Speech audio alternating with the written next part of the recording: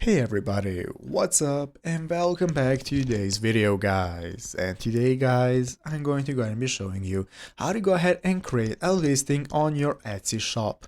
This is a very simple thing to do, so make sure to watch this quick and easy video till the very end, follow my steps correctly so you can make sure that this works the same for you and you can do this yourself.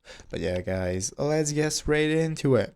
So the first thing we want to do is to go ahead and open up the official Etsy website right here, etsy.com, if you have not already. So after opening it up, this is going to be the main page you're greeted by. From this home page in the upper right corner, we can get started with logging into your account if you have not already. If you do not already have an account, you can just go and create one. So after logging in, this is going to be the main page you're greeted by.